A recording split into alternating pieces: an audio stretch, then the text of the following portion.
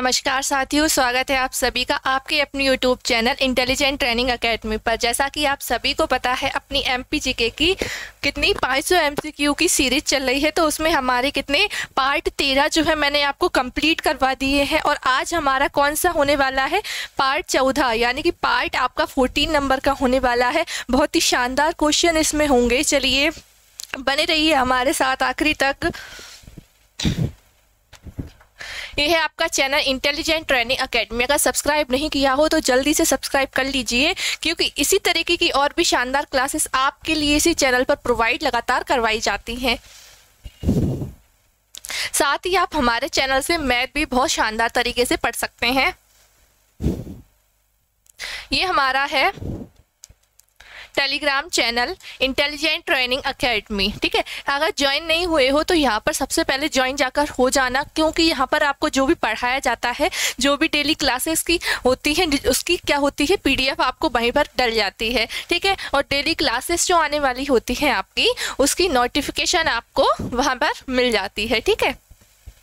जो भी आपके एग्ज़ाम आने वाले होते हैं उनकी नोटिफिकेशन आपको वहाँ पर मिल जाती है, ठीक है।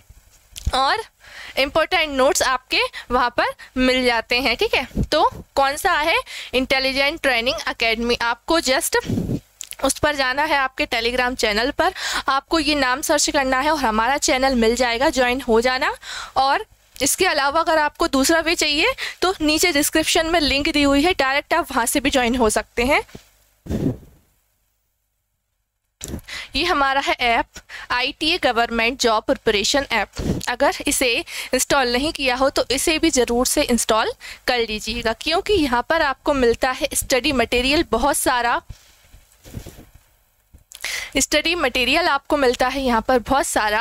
और मैंने आपको जो 100 क्वेश्चन की सीरीज करवाई थी वो आपको कहाँ पर मिल जाती है, वो आपको यहीं पर मिल जाती है। कहाँ मिल जाती है, यहीं मिल जाएगी। और जो अपनी आज को अब कौन सी चल रही है, 500 क्वेश्चंस की MCQs की सीरीज चल रही है, तो उसकी जो 500 क्वेश्चन है कंप्लीट PDF आपकी कहाँ मिली है, आपको कहाँ मिलेगी, हमारे इसी ऐप पर मिलेगी, ठीक है। और इसके अलावा ये आपको कहाँ मिलेगी, फ्री स्टडी मटेरियल नाम से फोल्डर बना हुआ है, उसमें आपको मिल जाएगी कंप्लीट सारी PDFs आपको, ठीक है।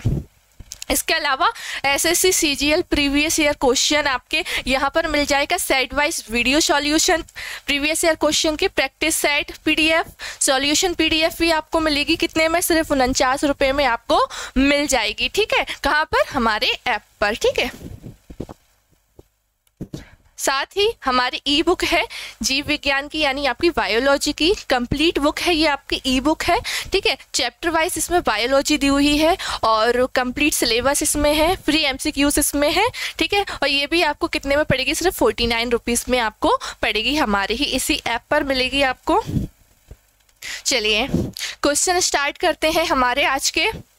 देखिए, इसके पहले के क्वेश्चन मैंने आपको करवा दिए हैं, नहीं देखे हों आपके 300 बहुत ही शानदार क्वेश्चंस मैंने आपको करवा दिए हैं। तो पिछली आपने वीडियोस नहीं देखी हो तो जाकर ज़रूर से देख लीजिएगा, ठीक है। चलिए शुरू करते हैं आज की। With whom has the Madhya Pradesh government signed an MOU to develop a happiness index। Madhya Pradesh सरकार ने किसके साथ खुशी सूचकांक को विकसित करने के लिए समझौता ज्ञापन पर हस्ताक्षर किए हैं, समझौता ज्ञापन पर हस्ताक्षर किए हैं। तो बताइए, IIT इंदौर है वो, IIT कानपुर, IIT मद्रास या IIT खड़गपुर। तो किस पर, कौन से समझौते पर हस्ताक्षर करने के लिए तैयार है, वो IIT खड़गपुर, ठीक है, IIT खड़गपुर। चलिए अगला क्वेश्चन क्या है, चलिए। राखी की चुनौती is a composition by whom. राखी की चुनौती ये रचना है, ये रचना किसकी है, राखी की चुनौती एक रचना है ये, तो ये रचना किसकी है, माखनलाल चतुर्वेदी की है, गोरखपुरी की है, सुभद्रा कुमारी चौहान की है, या हरिशंकर परसाई की है। तो किसकी है राखी की चुनौती की रचना, आपकी सुभद्रा कुमारी चौहान की है। किसकी है, सुभद्रा कुमारी चौहान की है, ठीक है। सुभद्रा कुमारी चौहान जो है ये आधुनिक कवि है, आधुनिक कवि में इनकी गिनती आती है, कौन, आधुनिक कवि, ठीक है, आधुनिक कवि में आती हैं आपकी कौन, सुभद्रा कुमारी चौहान, ठीक है। और इनका जन्म कब हुआ था, जन्म आपके इलाहाबाद के पास में हुआ था, इलाहाबाद के पास हुआ। कब हुआ, 1904 में हुआ। कब हुआ, 1904 में हुआ। और जो इनकी कार्यस्थली रही है, जो इनकी कार्यस्थली रही है वो रही है आपके मध्य प्रदेश का जबलपुर शहर। कौन सा, कार्यस्थली क्या रही है इनकी, कार्यस्थली जबलपुर रहा है ना, जबलपुर कार्यस्थली रही है जबलपुर, ठीक है, जबलपुर रही है। और इनकी प्रमुख रचनाएं कौन कौन सी हैं, प्रमुख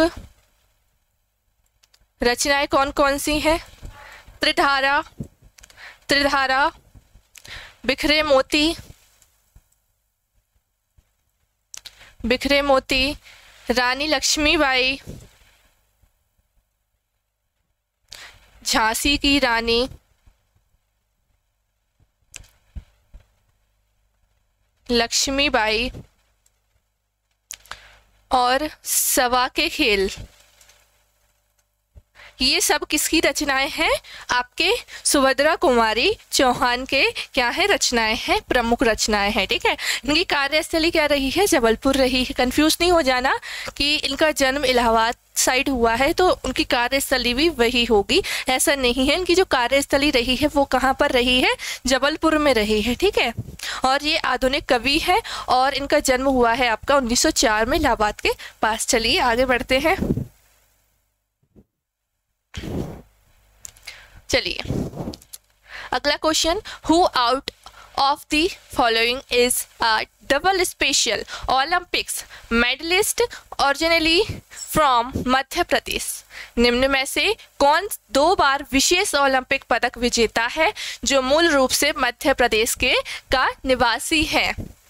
क्या, 2 बार ओलंपिक पदक विजेता रहे हैं, है ना, 2 बार ओलंपिक पदक उन्होंने ओलंपिक जीता है। कितनी बार, 2 बार जीता है। तो बताइए वो कौन है, वर्षा बर्मन है, सीता साहू है, या फिर नमन ओझा है, या फिर आदित्य जोशी है। कौन है आपकी सीता साहू, कौन है सीता साहू, ये कहाँ से बिलोंग करती हैं, ये आपके मध्य प्रदेश के रीवा जिले से है ना, कहाँ से, आपके मध्य प्रदेश के रीवा जिले से हैं, है ना, याद रखना है कहाँ से हैं, संबंधित आपके मध्य प्रदेश से हैं, निवासी कहाँ की है, मध्य प्रदेश की। मध्य प्रदेश में कहाँ की, रीवा जिले की, कहाँ की, रीवा जिले की है, ठीक है। कौन है, सीता साहू, 2 बार ओलंपिक पदक वो विजेता रही हैं, ठीक है। चलिए आगे बढ़े।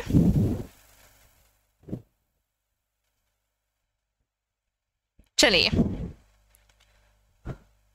अगला क्या है question, the Kanaria Mahadev temple is situated in. Kanaria Mahadev मंदिर कहाँ पर स्थित है, कनरिया महादेव मंदिर कहाँ पर स्थित है आपका, ओरछा में, ओमकारेश्वर में, खजुराहो में, या फिर महेश्वर में। बता रखा है मैंने आपको कि कनरिया महादेव मंदिर कहाँ पर है आपका, कहाँ पर है आपका, खजुराहो में स्थित है ना, कहाँ पर है, खजुराहो में स्थित है। खजुराहो में कहाँ पर, आपके छतरपुर जिले में, छतरपुर जिले में स्थित है। और जितने भी खजुराहो में मंदिर हैं, जितने भी खजुराहो में मंदिर हैं, ठीक है, वो क्या है, उनमें से सबसे बड़ा जो मंदिर है वो कौन सा है आपका, कनरिया महादेव का मंदिर। सारे मंदिरों में, सारे मंदिरों से बड़ा मंदिर है, बड़ा मंदिर कौन सा, कनरिया महादेव। कौन सा, कनरिया महादेव मंदिर, कनरिया महादेव मंदिर, ठीक है। कहाँ पर है, आपके खजुराहो में है ना। और इसकी जो ऊंचाई है सबसे जो बड़ा है तो इसकी ऊंचाई सबसे ज़्यादा होगी, तो इसकी जो ऊंचाई है 31 मीटर है, 31 मीटर इसकी क्या है, ऊंचाई है, ठीक है। याद रखना 31 मीटर इसकी ऊंचाई है। भगवान शिव को समर्पित ये मंदिर है, किसको, भगवान शिव को,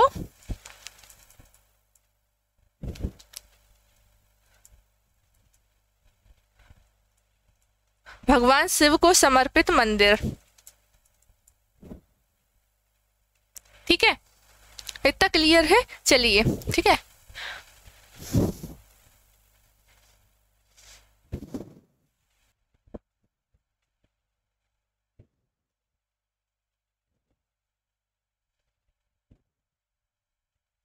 चलिए अगला क्या है question, who led the foundations of the Sanchi stupa. Sanchi स्तूप की नींव किसने रखी थी? सांची स्तूप की नींव जो है किसने रखी थी? सांची स्तूप आपका बहुत ही फेमस बौद्ध धर्म का उनका वो बना है, स्तूप बना हुआ है, सांची में बना हुआ है। और ये कहाँ आता है? आपके रायसेन जिले के अंतर्गत आता है। किसके अंतर्गत आता है? आपका रायसेन जिले में आपका सांची पड़ता है, तो वहीं आता है। और बताइए कहाँ किसने इन सांची स्तूप की नींव रखी थी? सम्राट अशोक ने, या फिर चंद्रगुप्त मौर्य ने, या फिर राजा भोज ने, या इनमें से किसी ने नहीं? तो याद रखिए जो सांची स्तूप की नींव है वो किसने रखी थी? सम्राट अशोक ने रखी थी।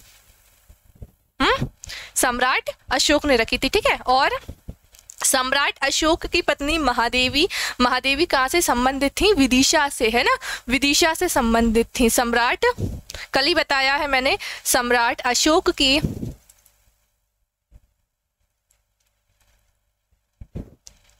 महादेवी कहाँ से संबंधित थी? विदिशा से।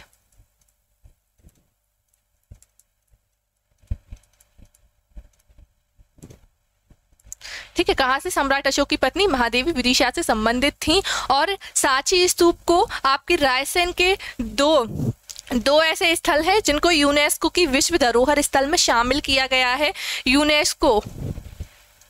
यूनेस्को में शामिल किया गया है रायसेन के दो जिले, रायसेन के दो स्थल कौन कौन से? एक आपका सांची स्तूप हो जाएगा, एक आपका सांची स्तूप हो जाएगा, एक आपका हो जाएगा भीमबेटका, एक आपका हो जाएगा भीमबेटका। और तीसरा कौन सा है? तीसरा कौन सा है आपका? यूनेस्को की विश्व धरोहर स्थल में शामिल, जस्ट बताया मैंने, खजुराहो जो पड़ा है, यहाँ कंदरिया महादेव का मंदिर सबसे बड़ा है, वो आपका कहाँ पर है? वो यूनेस्को में सम्मिलित किया गया है विश्व धरोहर में, ठीक है। सांची स्तूप, भीमबेटका, खजुराहो, ठीक है। मांडू अभी क्या है? प्रस्तावित है, जब होगा मैं बता दूंगी आपको, ठीक है। और आपकी सांची सो शहर है, सांची ये आपका ग्रीन सिटी और सोलर सिटी बनी। क्या बनी? ग्रीन सिटी और सोलर सिटी बनी है आपकी, कौन सी? सांची, ठीक है, सांची, ठीक है। सम्राट अशोक ने इसकी नींव रखी थी, किसकी? सांची के स्तूप की नींव रखी थी, ठीक है।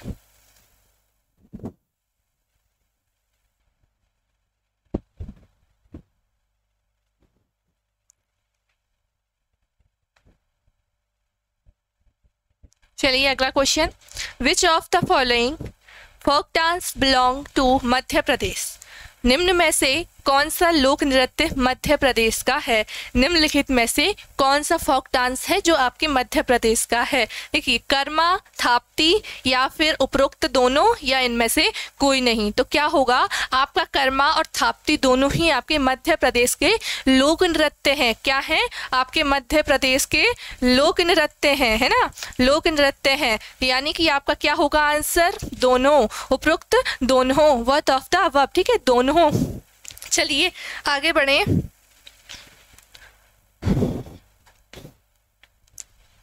चलिए, which of the following stadiums is in Jabalpur. इन निम्नलिखित में से स्टेडियमों में से कौन सा जबलपुर में स्थित है? कौन सा जबलपुर में स्थित है? ठीक है, बताइए। रविशंकर शुक्ल स्टेडियम, या फिर तात्या टोपे स्टेडियम, या फिर ठाकुर रणमत सिंह स्टेडियम, या फिर होलकर स्टेडियम। तो कौन सा है आपका जबलपुर में? रविशंकर शुक्ल स्टेडियम, ठीक है। और जो रविशंकर शुक्ला जो है, रविशंकर शुक्ला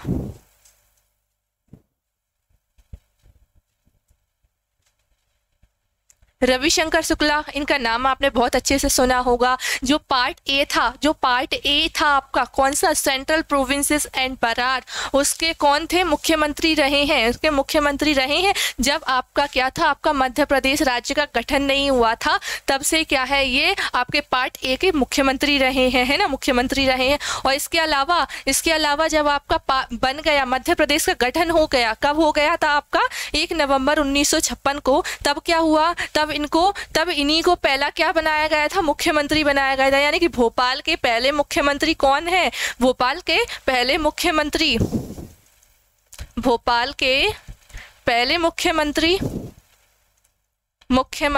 कौन, आपके रविशंकर शुक्ला।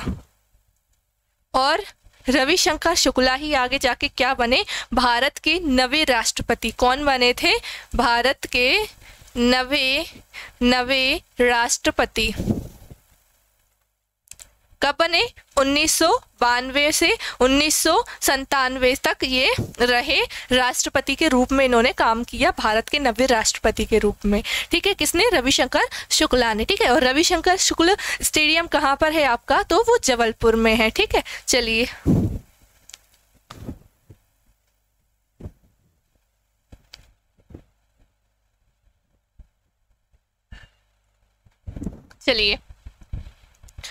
अगला question, which of the following rivers flows through Madhya Pradesh. निम्न में से कौन सी नदी मध्य प्रदेश में बहती है, निम्न में से कौन सी नदी है जो आपके मध्य प्रदेश में बहती है, नर्मदा, चंबल, माही या फिर सभी के सभी।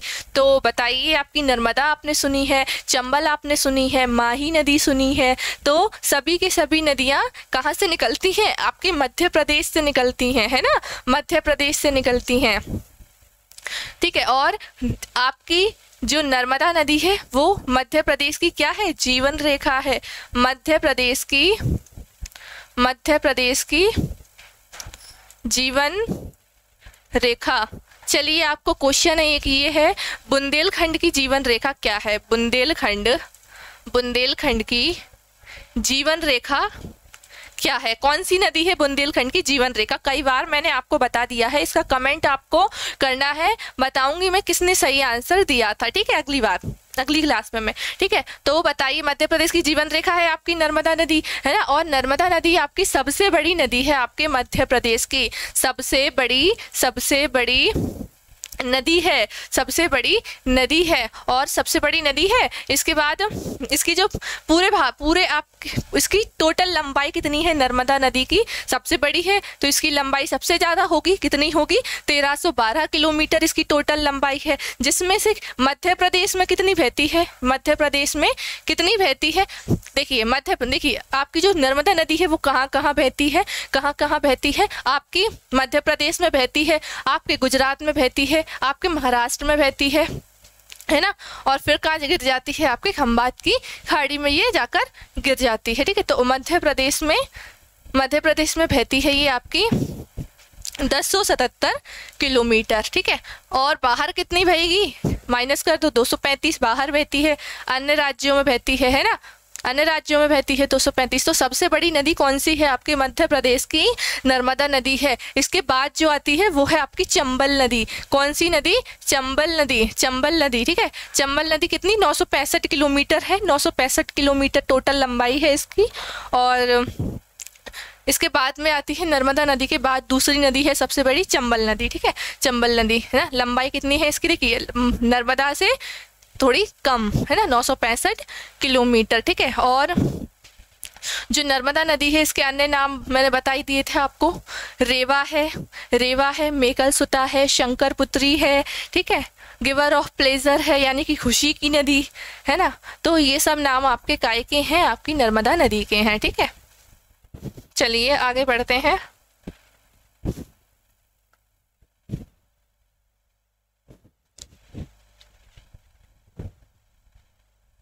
Which of the following rivers has Madhya Pradesh recently banned sand excavation in, निम्न में से किस नदी पर मध्य प्रदेश ने हाल ही में रेत खनन पर प्रतिबंध लगा दिया है? रेत खनन पर, यानी रेत वहां से नहीं निकाली जाएगी, तो कौन सी नदी में से? चंबल पर लगा दिया है, बेतवा पर या शिप्रा पर, या इनमें से किसी का नहीं? तो इनमें से किसी पर भी रेत खनन के लिए प्रतिबंध नहीं लगा है। ठीक है,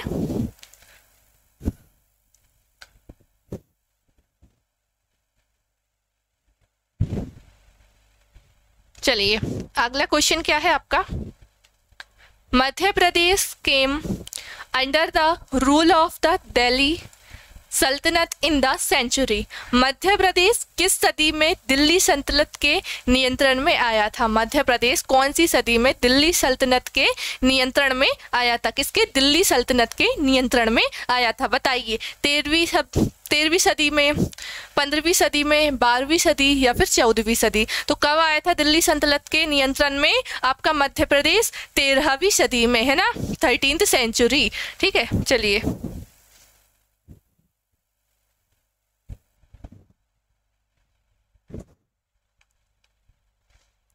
अगला क्या है question. In which of the following districts of Madhya Pradesh was the world level weapon production unit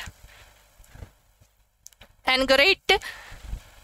Madhya Pradesh के निम्नलिखित जिलों में से कौन से जिले में विश्व स्तर का हथियार उत्पादन इकाई का उद्घाटन हुआ है? क्या? किसका? विश्व स्तर का हथियार उत्पादन इकाई का उद्घाटन हुआ। ये भारत का पहला विश्व स्तरीय हथियार उत्पादन इकाई है। किसकी? भारत की पहली। ठीक है, तो ग्वालियर, भिंड, दतिया या फिर सिवनी कहाँ पर हुआ है? आपके भिंड जिले में हुआ है। कहाँ पर हुआ है? आपके भिंड जिले में हुआ है। भिंड के कहाँ पर? मालनपुर में। कहाँ पर? मालनपुर में इसका उद्घाटन, उसका उत्पादन होगा, काय का उद्घाटन हुआ है। यहाँ पर क्या होगा? हथियार बनाए जाएंगे, बंदूक वगैरह होती हैं वो हथियार यहाँ पर बनाए जाएंगे। ठीक है, विश्व स्तरीय लेवल पर, यानी कि भारत में इसका पहला स्थान है। ठीक है,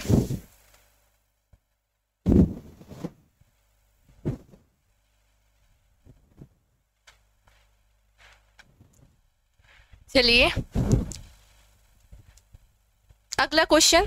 the state of Madhya Pradesh after separating the Maratha speaking regions was found in the year. Marathi भाषी क्षेत्रों को पृथक कर मध्य प्रदेश राज्य की स्थापना किस वर्ष में की गई थी? देखिए, आपकी जो राज्यों की स्थापना की गई थी वो किसके आधार पर की गई थी? किसके आधार पर? भाषा के आधार पर की गई थी। तो आपके मध्य प्रदेश की भाषा कौन सी है? आपकी मध्य प्रदेश की भाषा सबको पता है, हिंदी है। और हमारा कौन कौन से थे? पहले मध्य प्रदेश कैसे डिवाइडेड था? आपका पार्ट ए, पार्ट बी और पार्ट सी में डिवाइडेड था। तो पार्ट ए की राजधानी, यानी कि नाम क्या था उसका? Central provinces and Berar. तो इसकी राजधानी क्या हुआ करती थी? नागपुर हुआ करती थी। ठीक है, तो नागपुर है, तो यहाँ पर क्या होंगे? नागपुर में मराठी भाषी के लोग होंगे। ठीक है, तो मराठी भाषी के लोग होंगे, तो क्या इनको अलग करना पड़ेगा। भाषा के आधार पर राज्य का क्या हो रहा है? गठन हो रहा है। तो ये तो क्या नहीं बोलते, ये हिंदी नहीं बोलते, ये मराठी बोलते हैं। तो क्या इनको कर दिया? इनको अलग कर दिया। तो इसमें क्या चेंजेस किए थे? आपके पार्ट ए में चेंजेस किए थे। आपके आठ जिलों को अलग करके कहाँ पर शिफ्ट कर दिए? बम्बई में शिफ्ट कर दिए थे। कहाँ पर? आपके बम्बई में, महाराष्ट्र में शिफ्ट कर दिए। कौन कौन से वो 8 जिले थे? 8 जिले थे आपके। शायद पहला था आकोला और भंडारा, यवतमाल, वर्धा, चांदा,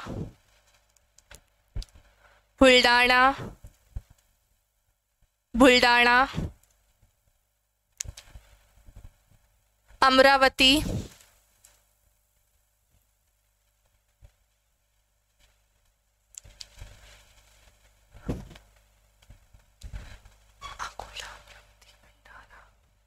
अकोला, अमरावती, भंडारा, बुल्डाना, यवतमाल, वर्धा और चांदा। ठीक है, ये क्या थे? आपके 8 जिले थे जो कि कहाँ पर आपके कहाँ शिफ्ट कर दिए थे?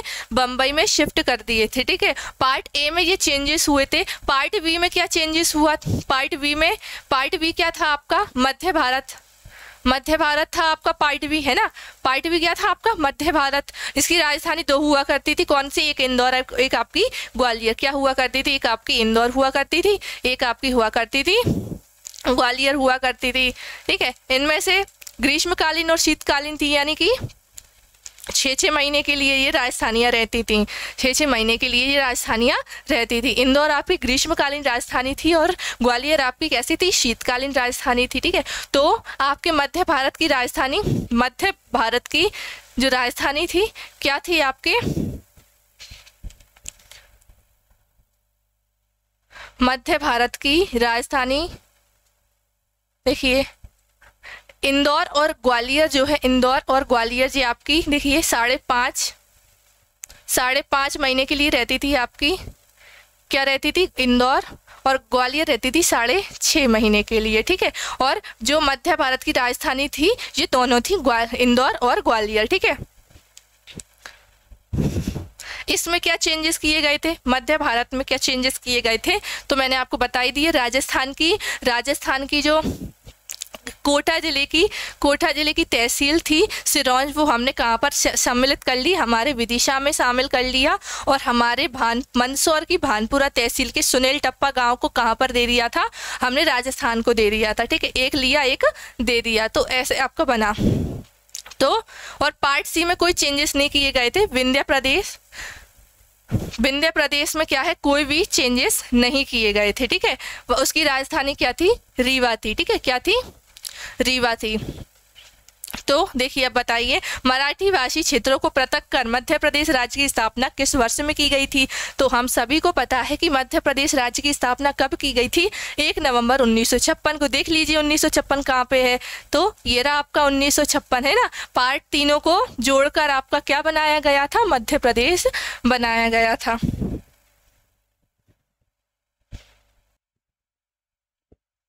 चलिए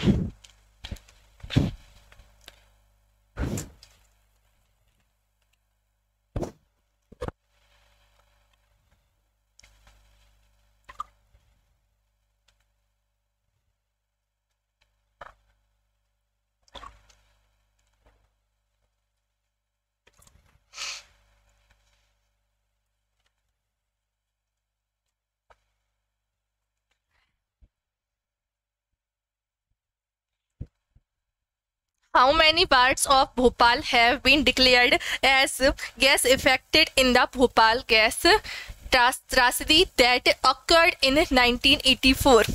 1984 यानी 1984 में घटी भोपाल गैस त्रासदी के कारण भोपाल के कितने वार्डों को गैस प्रभावित घोषित किया गया था? कितने वार्ड थे जो कि वो उस गैस से प्रभावित हुए थे? कितने वार्ड थे? 36 वार्ड या फिर 20 वार्ड या 26 वार्ड या 38 वार्ड? तो याद रखिए, तो उस जो भोपाल में जो गैस दुर्घटना हुई थी, गैस त्रासदी दुर्घटना हुई थी भोपाल में, वो कब हुई थी? पहले तो कब हुई थी आपकी? 3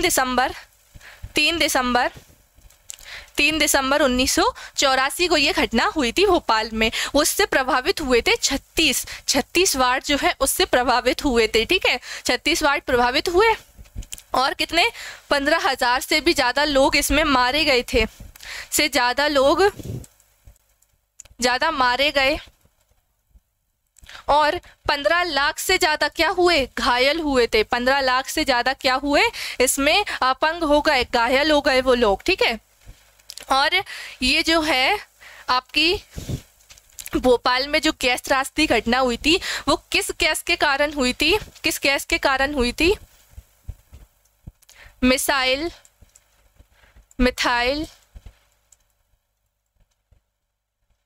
आइसोसाइनेट।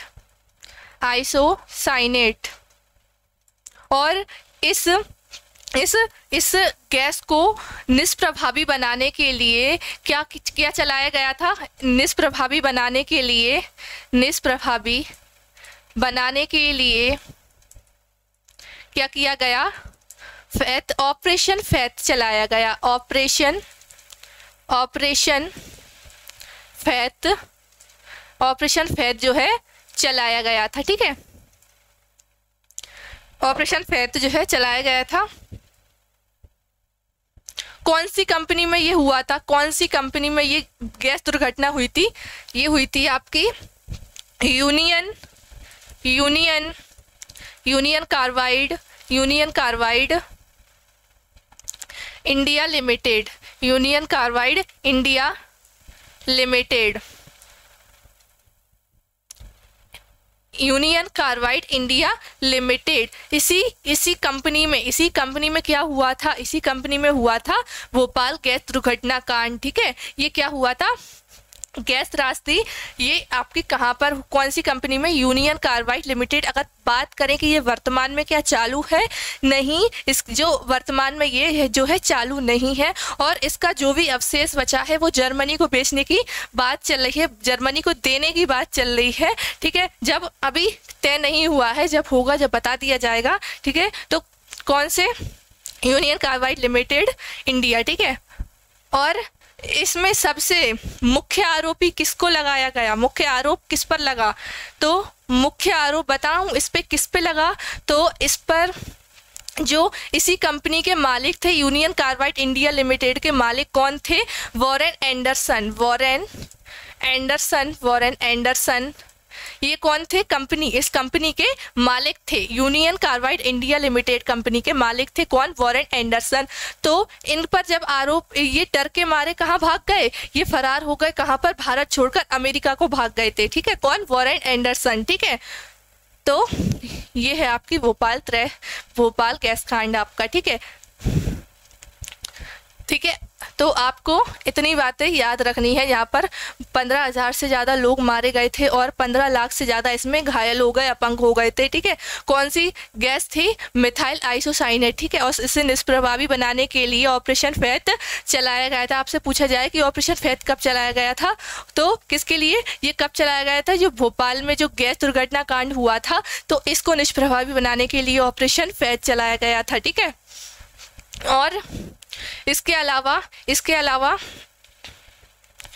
इनके कारणों को जानने के लिए कि आग क्यों लगी, जे गैस त्रासदी कैसे हुई, इन कारणों को पता लगाने के लिए एक समिति बैठा ली गई।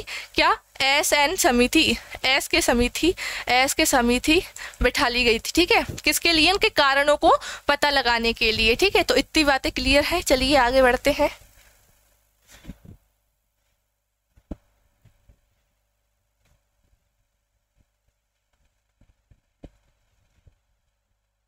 चलिए,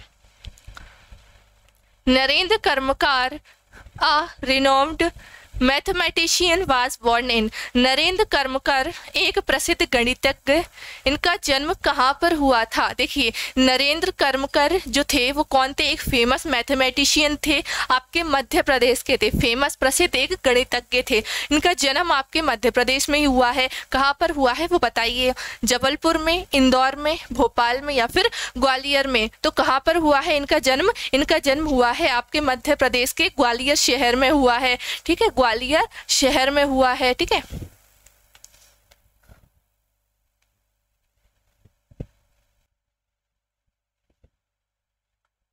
चलिए आगे का question. In which year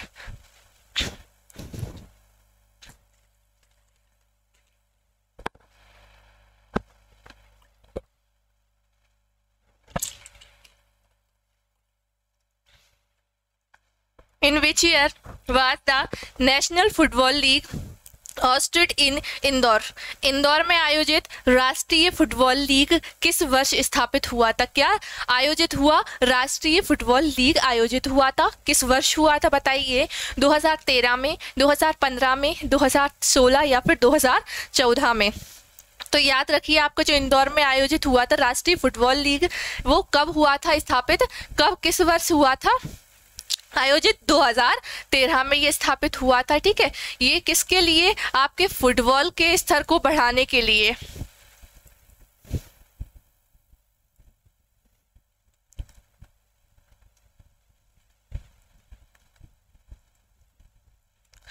football के स्तर को बढ़ाने के लिए तथा फुटबॉल को अंतर्राष्ट्रीय स्तर पर लाने के लिए, फुटबॉल को अंतर्राष्ट्रीय स्तर पर लाने के लिए फुटबॉल के स्तर बढ़ाने के लिए और साथ ही फुटबॉल को अंतर्राष्ट्रीय स्तर पर लाने के लिए किसकी स्थापना की गई थी? इंदौर में आयोजित किया गया आपका आपका क्या किया गया था आयोजन? राष्ट्रीय फुटबॉल लीग स्थापित हुआ था। कब? 2013 में हुआ था। ठीक है। और इंदौर शहर को आपको क्या कहा जाता है? इंदौर शहर को क्या कहा जाता है? इंदौर शहर को कहा जाता है खेल राजधानी। क्या कहा जाता है? खेल राजधानी। ठीक है। खेल राजधानी किसको कहा जाता है? क्वेश्चन आए आपसे कि खेल राजधानी किसको कहा जाता है, तो किसे कहा जाता है? इंदौर को कहा जाता है। ठीक है। और इसके अलावा जो फुटबॉल लीग हुआ था, फुटबॉल लीग, इसका जो खिताब किसने जीता? 2 बार जीता। किसने? चेन्नई ने 2 बार, चेन्नई ने 2 बार जीता, कोलकाता ने इस लीग की खिताब हासिल की। ठीक है। तो इतना आप याद रखिए। ठीक है। 2013 में इसकी स्थापना हुई थी। खेल राजधानी आपके इंदौर को कहते हैं। और फुटबॉल के स्तर को बढ़ाने के लिए, फुटबॉल को अंतर्राष्ट्रीय स्तर पर लाने के लिए ही क्या किया गया था? इस लीग की स्थापना हुई थी। इस लीग का आयोजन किया गया था आपके इंदौर शहर में। ठीक है।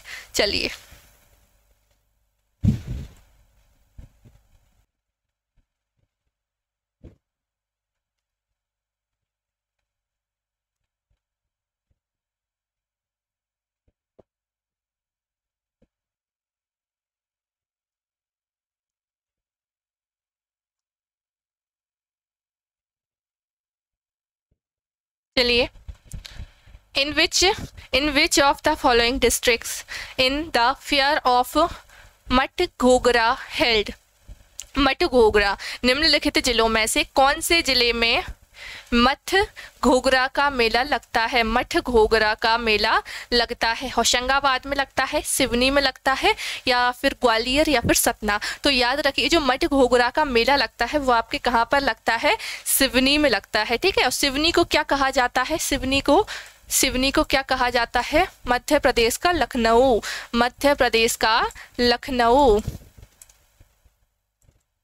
अब आपसे क्वेश्चन कर लिया जाए कि कुछ शहर के क्या है, अपने क्या है, एक अलग से नाम है, अलग से किसी शहर के, बहुत सारे शहर हैं आपके मध्य प्रदेश के, ऐसे कि उनके क्या नाम रखे हैं। जैसे ग्वालियर का तानसेन नगरी रखा हुआ है ना, राजधानी बना दी गई है कोई सी शहरों को। ऐसे ही सिवनी को क्या है, मध्य प्रदेश का लखनऊ के नाम से जाना जाता है। सिटी ऑफ जॉय के नाम से किसको जाना जाता है? आपके मांडू को जाना जाता है। किसको जाना जाता है? मांडू को। ठीक है। और आपका जो सिवनी जिला है, सिवनी जिला, तो इसका जो सिवनी नाम पड़ा वो कैसे पड़ा?